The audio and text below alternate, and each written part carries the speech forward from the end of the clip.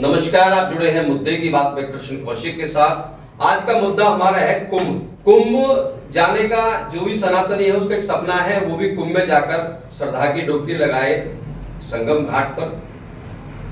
लेकिन जब यहाँ बैठ के सुनते हैं हम कि भाई संगम में बहुत ज्यादा भीड़ पहुंच रही है, बहुत बड़े क्षेत्र में संगम का जो महाकुंभ की व्यवस्था की गई है वो की गई वहां पर, तो कहीं ना कहीं एक मन में ये बात आती है कि वहां किस तरह से लोग पहुंचे। तो वहां जो लोग आके गए और जो कुंभ घूम के आए, जिन्होंने पूरा कुंभ क्षेत्र घूमा, सेक्टरों में घूमे, उनको वहां की गलियां, रास्ते, सब कुछ वो मालूम हो जाता है। इसी तरह से महाकुंभ होके लौटे हैं डॉक्टर बाके बिहारी, जो कि ज्योतिषाचार्य हैं बहुत बड़े, वो महाकुंभ गए और महाकुंभ के बारे में वो अच्छा ज्ञान लेके लौटी हैं कि महाकुंभ में जाएं जब हम, तो कहां कहां से गुजरे, किन किन क्षेत्रों से होकर जाएं और कहां कहां दर्शन करें। सिर्फ इतना ही नहीं है कि संगम में हमने डुबकी लगाई और डुबकी के बाद हम वापस अपने घर आ गए, लेकिन इसके अलावा भी, संगम के अलावा भी महाकुंभ में ऐसा बहुत कुछ है जो बताया है बाके बिहारी जी ने, जो देखने योग्य है, जो समझने योग्य है। तो डॉक्टर बाके बिहारी जी, आपका स्वागत है मुद्दे की बात में। तो हमारे चैनल के माध्यम से दर्शकों को ये बताएं कि आखिरकार वो जहां से जब महाकुंभ जाए तो ऐसा रास्ता हो जैसे कि हम यहाँ अपनी शहर की गलियों से, गांव की गलियों से ऐसे निकल जाते हैं, तो कुछ इस तरह से बताइए कि जो यहाँ कुंभ नहाने जाए वो भी उसी तरह से घुस जाए जैसे अपने शहर की गलियों में घूम रहा हो। जी, बहुत सुंदर, बहुत ही सुंदर। आप नमस्कार सभी को, सभी भारतवासियों को नमन, और मुद्दे की बात के सभी दर्शकों को, श्रोताओं को नमन। भाई सिंह जी को, जो अध्यात्म और ज्योतिष और तमाम प्रासंगिक विषयों को लेकर के आप लोगों के बीच में आते रहते हैं और ज्ञान संवर्धन करते रहते हैं। बहुत अच्छी बात रखी है, क्योंकि बड़ा हवा बना रखा है, 45 करोड़ है, 50 करोड़ है, वो तो आएंगे, वो सिस्टम है, वो तो 45 दिन की एक प्रक्रिया है। हाँ, मगर ये जो कुंभ जो 29 जनवरी का रहेगा, और उसमें बड़ी संभावना है 7 से 10 करोड़ लोग, क्योंकि एक विशिष्ट योग है, ठीक। मगर आपने जो बात की है जोनों को बांटने की, उसको 4 जोनों में बांटा गया है, और 1 से 25 सेक्टर है सर, 1 से लेकर 25 सेक्टर। और यदि आपने जो बात कही है कि अगर हमारे देश के उत्तर क्षेत्र के लोग जो कानपुर वगैरह से आएंगे या दिल्ली क्षेत्र से आएंगे, और उनके लिए जो व्यवस्था की गई है वो परेड जोन की गई है। प्रयागराज के जो मेन प्रयागराज के स्टेशन से चलेंगे और जो आएंगे, उनके लिए जो व्यवस्था है वो लोग परेड जोन से उनको आना है, अपने उत्तर क्षेत्र के लोग विशेष रूप से 1, 2, 3 और 4 सेक्टर। तो 2 सेक्टर में पार्किंग की व्यवस्था है, जो अपने वाहनों से आ रहे हैं, और जो लोग मतलब निजी वाहन से आ रहे हैं, और जो 29 जनवरी जैसे में आएंगे, तो उसमें ध्यान रखना, एक तो सामान कम रखना जी, वो बहुत इंपॉर्टेंट है। बोझ रखोगे तो मौज नहीं ले पाओगे जी, ये सबसे बढ़िया बात। दूसरी, वहां 29 जनवरी जैसा या शाही स्नान जैसे होंगे, उसमें हम लोगों को अमृत स्नान जिनको कहेंगे, उनमें हम लोगों को थोड़ा सा मतलब हमको पैदल ही करना पड़ेगा भाई, ज्यादा 5-7 किलोमीटर का, इतना नहीं है 20 किलोमीटर चल रहे हैं, या ये जो हवा बना रखा है कि मर जाएंगे, गिर जाएंगे, 3-4 किलोमीटर तो यार वैसे ही चल लेते, कोई बड़ा विषय थोड़ी नहीं है। तो ये अपने आप में सबसे बड़ी बात है। तो जो उत्तर जो हमारे लोग, कानपुर वाले लोग हैं, जो दिल्ली साइड से जाएंगे, बिल्कुल जो आगरा होकर जाएंगे, उनका संगम में जब सीधा प्रवेश करना है, 3 नंबर है संगम घाट शायद, ठीक है, जहां दर्शनीय स्थल है, जो मूल जगह है, जहां गंगा, जमुना, सरस्वती का समागम है, वो मुख्य जगह है, संगम घाट नंबर 3।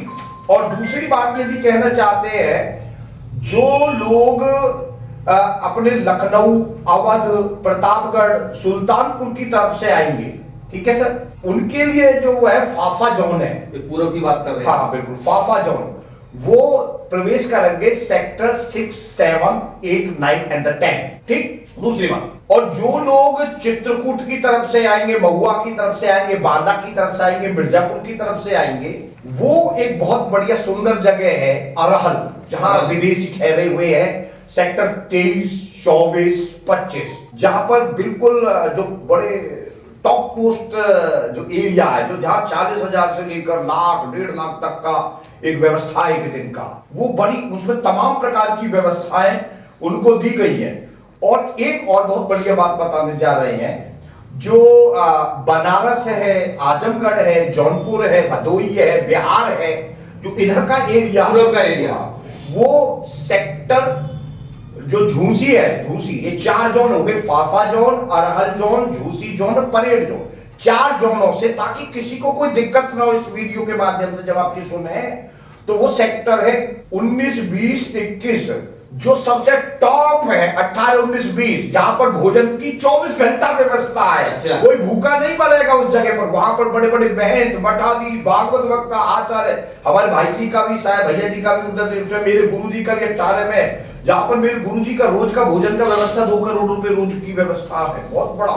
40-50 हजार लोग रोज भोजन प्रसादी पा रहे और दक्षिणा पा रहे ब्राह्मण लोग, तो ये अपने आप में बहुत बड़ी बात है। 18, 19 और 20 ये 3 टॉप मोस्ट वो सेक्टर है जहां अन्नपूर्णा देवी साक्षात बैठी हुई है, वहां किसी प्रकार की कोई दिक्कत आने वाली नहीं है। जी सर। ये तो बाकी जी आपने बता दिया सेक्टर्स। जी जी जी। जो पूरब से जा रहे हैं उनके लिए बिल्कुल कैसे जाएंगे, जी, उत्तर से वो कैसे जाएंगे, दक्षिण वाले कैसे और पश्चिम वाले कैसे, ये तो ये 4 जोन, उत्तर पश्चिम, पूरब पश्चिम और दक्षिण, उन्होंने बना दिया। एक व्यवस्था ऐसी बनाई, जो भी जाए तो वो अपने ऐसे निकलेंगे, वो ऐसे घुस जाएंगे, जो आपने भी बताया कि जैसे अपनी गांव की गलियों में घुस गए हो, जैसे अपनी शहर की गलियों में गुजर गए, उस तरह से एक व्यवस्था आपने आसान शब्दों में बताया। मैं अपने उत्तर क्षेत्र को बता रहा हूँ, 1, 2, 3, 4 सेकंड नंबर सेक्टर में गाड़ियां हैं। अब सवाल ये है, आप संगम जा रहे हैं। जी जी जी। संगम घाट पे नहाया आपने, क्योंकि महाकुंभ का अगर महत्व कहें या उसका वहाँ का जो पुण्य लेना है, जो हमें वहाँ जो मिलना है, जो हमें आशीर्वाद मिलना है माँ गंगा का, माँ यमुना का, माँ सरस्वती का, वो संगम घाट है जी।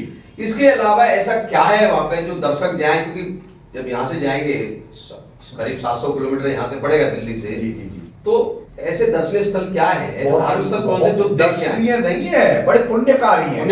हनुमान जी का संकट मोचन हनुमान मंदिर सेक्टर जो 3 डिवाइडेड है, संगम है वही बराबर में बगल में ही है, ठीक है। और वो हनुमान जी लेटे हुए बताते हैं कि संगम का स्नान करने के बाद हनुमान जी का आशीर्वाद लेना बहुत जरूरी है। सीता जी ने साक्षात स्वयं रूप में रख रखे हैं। जिस समय बिल्कुल हनुमान जी हताहत हो गए थे, उस समय बिल्कुल ऐसी अवस्था हो गई थी, उस समय सिंदूर हनुमान जी ने सीता जी को उस स्थल पर दिया है।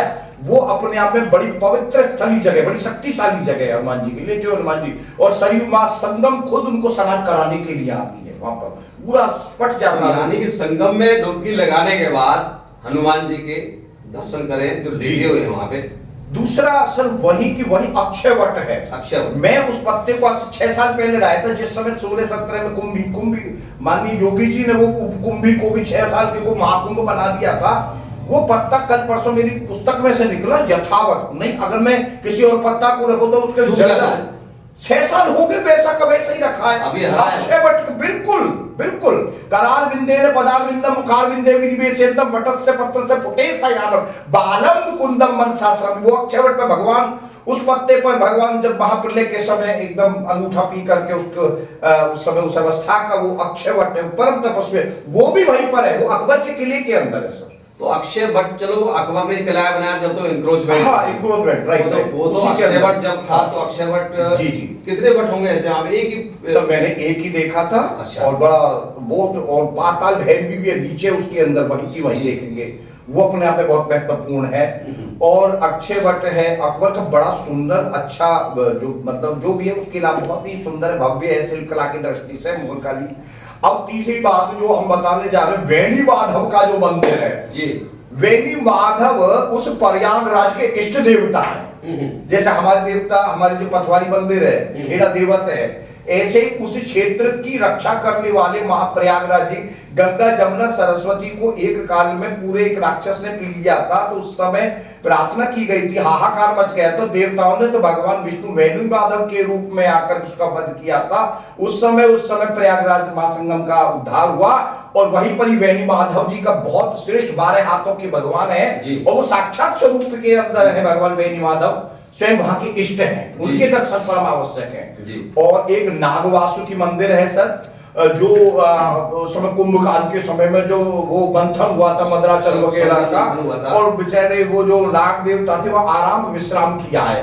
तो काल सर्प योग के लिए नमस्तु सर्पेभ्यो एकेच प्रतिमनंतरक्षदिक देवता सर्पेभ्यो नमः नकुला च विद्महे विष्णुता धीमहि तन्नो सर्पे प्रचोदयात्। तो महाकाल सर्पयोग की भी शांति होती है। और वो भी वहां के 4 एकदम पॉइंटेड ऐसी चीजें हैं, वो दर्शनीय होने के साथ वो पुण्यकारी भी हैं और तमाम पुण्य फल देने वाली है। तो ये मतलब है कि अगर महाकुंभ दर्शकों आप जा रहे हो तो महाकुंभ में जब महाकुंभ संगम घाट पे आप जब डुबकी लगाएंगे, श्रद्धा की डुबकी लगाएंगे, तो डुबकी लगा के संकट मोचन मंदिर जो कि वहाँ हनुमान जी लेटे हुए हैं, खुद सीता जी वहाँ पहुंची थी, ऐसी मान्यता है। और वैनी माता मंदिर वहीं पे है।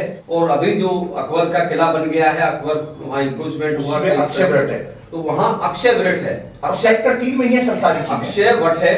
उस अक्षय वट की अपनी अद्भुत एक छटा आप देखेंगे तो वास्तव में देखेंगे कि वो वट अपने आप में अद्भुत है और उसकी एक बड़ी महत्वता है। तो वहां भी जरूर जाएं। और एक नाग वासुकी मंदिर है, वहां भी जरूर जाएं। ये अपने आप, क्योंकि हम अगर बात कर रहे हैं जो 4 तीर्थ स्थल है जहां महाकुंभ लगते हैं, उनमें हरिद्वार हो गया, उसमें आपका प्रयागराज हो गया, उसका आप में उज्जैन हो गया और नासिक हो गया। तो इसके बारे में ये बताया जाता है जब समुद्र मंथन हुआ था तो इन 4 स्थानों पर उस जो अमृत कलश था उसकी बूंदें यहाँ पड़ी थी। तो ये 4 स्थल अपने आप में बहुत ही सनातन धर्म के लिहाज से, दृष्टिकोण से बहुत ही अपने आप में महत्वपूर्ण है, जो हर सनातनी के घट में एक बहुत ही गहरा प्रभाव है इन 4 स्थलों का। तो आप जब महाकुंभ जाएं तो संकट मोचन मंदिर जरूर जाएं, वैनी माता मंदिर के दर्शन करें और जो अक्षय वट है वहां जरूर पहुंचें और नागवासी मंदिर पहुंचकर दर्शन करें। तो ये आपका जो महाकुंभ जाने का जो योजना है, जो जाने का आप मन बना रहे हैं, वो बहुत सफल होगा, बहुत पुण्यकारी होगा और आपको उसका लाभ मिलेगा। और बाकी इसके अलावा कुछ कहना चाहिए? बहुत बढ़िया। ये देखो, लोग कह रहे हैं कि 144 वर्ष बाद है, ये 144 की गिनती मीडिया की गिनती नहीं कि 3000 वर्ष बाद आ रहा है। इसकी टेक्निकल बात ये है कि कुंभ एक राशि, जो बृहस्पति है, एक राशि में 1 वर्ष रहते हैं, तो 12 वर्ष रहे हैं, तो 12 वर्ष के बाद कुंभ आता है। परंतु 12 गुणा 12 वर्ग बन गया, 144 हो गया। तो 144 का मतलब वो है कि जन्म कुंडली में 12 बार बृहस्पति घूम गया है, यानी कि 144। मतलब कि हमारे दादा और पिता भी उस सुअवसर को नहीं देख पाए जो हम देखने जा रहे हैं। और 144 का क्या मतलब है? 4 और 4 8 1 9 पूर्ण अंक बन गया, समझ रहे हैं। और अब की बार 2025 है, इसका अंक क्या है? 9। ये टेक्निकल बात है। और संमत 81 है, इसका अंक क्या है? 9। और 2025 में 144 साल बाद जब घटे थे 1881, उसका अंक क्या है? 9। तो पूर्णता का साक्षात प्रतीक है ये महाकुंभ। और दूसरी बात इसी चैनल के माध्यम से बताना चाहते हैं कि जो अशक्त हैं, जो असमर्थ हैं और जिनकी इच्छा है कि हम तो कुंभ नहाएंगे, उन पे साधन नहीं है, उन पे समय नहीं है, उन पे सानिध्य नहीं है, उन पे सहयोग नहीं है, उन पे संपदा नहीं है जाने के लिए, तो उनके लिए आपके चैनल के माध्यम से बहुत महत्वपूर्ण बात बताने जा रहे हैं। जो लोग जिन पे पैसा है और जिन पे समय नहीं है, वो उन कुंभ वालों को जो असमर्थ है उनको भेजे तो पुण्य फल की प्राप्ति मिलेगी। या जो लोग वहां से आ रहे जल लेकर के, उस जल को लेकर के हर किसी भी दिन, वैसे शाही स्नान जैसे अमावस्या का दिन, उस दिन तो सभी लोग स्नान करें, बाहर तो वर्ष के लिए 800 करोड़ लोग यहां से किस मंत्र के माध्यम से प्रयाग संगम का दर्शन करते हुए गंगे च यमुने च गोदावरी सरस्वती नर्मदे सिंधु कावेरी जले अस्मिन् सन्निधिं कुरु गंगादि सर्वज्ञ, इस मंत्र के साथ। परंतु ये स्पेशल मंत्र बता रहा हूं अपने गुरु जी के द्वारा दिया गया, जो शास्त्रों का मंत्र है। इस मंत्र को बोलने के बाद आपको पूरे के पूरे महाकुंभ के फल की प्राप्ति मिलेगी। त्रिवेणी माधवम सोमम, त्रिवेणी माधवम सोमम भारद्वाजम च वासुकिम वंदे अक्षय वटम शेषम प्रयाग तीर्थ नायकम। ये अमूल्य मंत्र है। इस मंत्र को करने के बाद और किसी आपके पास कोई तालाब हो, नहर हो, नदी हो और कुछ भी नहीं हो तो आधुनिक लोगों में जो फ्लैट पद्धति वाले लोग हैं उसमें गंगा जल डाल के भी इस मंत्र को 7 बार बोल करके यहीं से ही उस फल की प्राप्ति मानसिक रूप से भी कलिकाल के अंदर फल की प्राप्ति हो जाती है, साधन नहीं हो। ये भगवान ने इस कलिकाल को सबसे बड़ा आशीर्वाद दे रखा भगवान श्री कृष्ण ने, जो कैसे भी नहीं है वो मानसिक पूजा के द्वारा भी संभव हो सकता है जी। तो दर्शकों बड़ा सुंदर विवरण किया, आपको बताया, महाकुंभ की महिमा बताई डॉक्टर बाके बिहारी जी। एक बात और बताने जा रहा हूं सर, ये 6 शाही स्नान है। 13 को आरंभ हुआ, 14 को 29 को, फिर उसके बाद 12 जनवरी का, ठीक है जी, और उसके बाद शिवरात्रि का और 3 फरवरी का।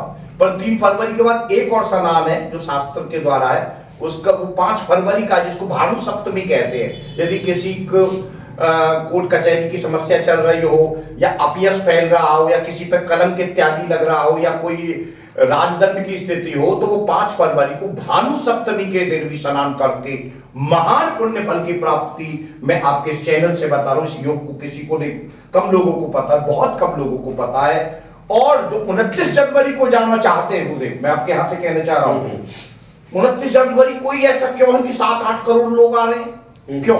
क्योंकि असली जो शुभ योग है 144 की जो पॉइंटेड घड़ी है, तो पूरा उस दिन वो मौनी मावस को हो रही है।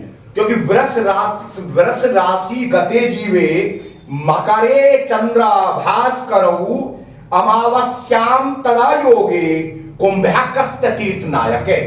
वृष राशि के अंदर बृहस्पति का होना, सभी का कुंभ राशि के अंदर होना, मकर राशि में सूर्य चंद्रमा का होना, जब ये विशेष या सूर्य चंद्रमा एक राशि में होते तब अमावस्या हो जाती है।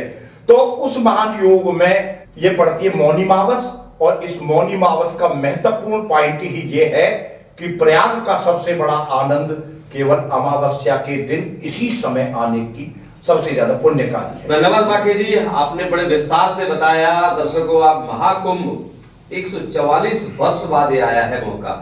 ये सौभाग्यशाली है हम कि ये मौका हमारे जीते जी आया है। अगला महाकुंभ अगले 144 वर्ष बाद आएगा। हम जब तक धरती पर जीवित नहीं होंगे, हम नहीं होंगे, तो इसलिए मौका है 144 वर्ष आए इस पुण्य मुहूर्त पर जाकर हम महाकुंभ में उस संगम घाट पर जाकर श्रद्धा की डुबकी लगाएं और पापों से मुक्ति पाएं, अपने मनोबल को बढ़ाएं, और जो हमारी जो ऊर्जा है, सकारात्मक ऊर्जा का हम वहां जाके ग्रहण करें। क्योंकि ऐसे मौके पर जाकर हम पहुंचते हैं तो हमें सकारात्मक योजना का हमारे अंदर उसका वास होता है और नेगेटिविटी हमसे दूर जाती है। भगवान का, ईश्वर का हमें आशीर्वाद प्राप्त होता है। उम्मीद करते हैं जिस तरह से बाकी जी ने बताया, आप महाकुंभ जाएंगे तो महाकुंभ में ऐसे घुसेंगे जैसे आप अपने गांव और शहर की गलियों में घुस जाते हैं, बड़े कॉन्फिडेंस के साथ चले जाते हैं। 125 सेक्टर को ऐसे बांटा जैसे विश्वकर्मा ने बनाया। तो बिल्कुल विश्वकर्मा की वहाँ एक मतलब योगी और मोदी जी का वो वास्तव में वो वैभव वहां दिखाई देखने लायक है, देखने लायक, अद्भुत है। आप जुड़े होते मुद्दे की बात में कृष्ण कौशिक के साथ। हम भी कुंभ पहुंचेंगे और कुंभ में जैसे बाकी जी ने बताया तो उसका लाभ जरूर उठाएंगे। आप पहुंचिएगा महाकुंभ। आप जुड़े हुए थे मुद्दे की बात में कृष्ण कौशिक के साथ, किसी और धार्मिक चर्चा के साथ में और किसी राजनीतिक चर्चा के साथ में, किसी अहम मुद्दे के साथ में आपके साथ फिर जुड़ेंगे। हमारे साथ जुड़े रहने के लिए आपका बहुत बहुत धन्यवाद।